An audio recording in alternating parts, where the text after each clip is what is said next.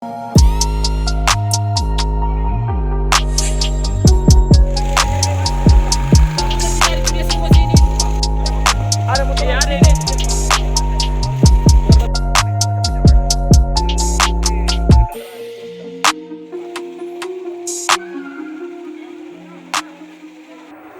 persaingan di Pilkada Makassar semakin panas. Hal itu tercermin dari rentetan insiden dan kejadian yang merugikan tiap pasangan calon yang akan bertarung.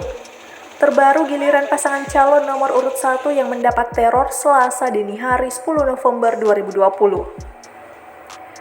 Posko pemenangan pasangan Muhammad Ramdan Pomanto Fatmawati Rusdi yang terletak di Jalan Lamadu Keleng, Kecamatan Ujung Pandang diduga dibakar oleh orang tak dikenal.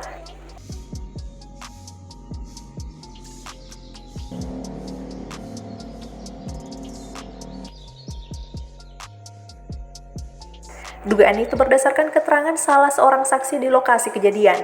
Menurut saksi mata, pelaku pembakaran berjumlah sekitar 6 orang. Kejadiannya sekitar pukul 2 dini hari. Para pelaku disebut mengendarai sepeda motor secara berboncengan, dan setelah melakukan pembakaran, ke-6 pelaku langsung melarikan diri. Warga sejatinya sempat mengejar para pelaku, namun sayang, para pelaku berhasil meloloskan diri. Tiba-tiba lihat ini sudah naik apinya, jadi kita cepat ke sini, jadi langsung kita ke sini. Dia banyak di sana juga, ada orang kayaknya. Sementara itu, aparat kepolisian yang tiba di lokasi langsung melakukan penyelidikan TKP. Polisi pun masih berupaya mengidentifikasi identitas para pelaku. Akibat dari peristiwa ini, posko pemenangan paslon nomor urut 1 mengalami kerusakan berat. Beruntung tak ada korban jiwa dalam kejadian tersebut. Dari Kota Makassar, Muhammad Ishak, Fajar.co.id melaporkan.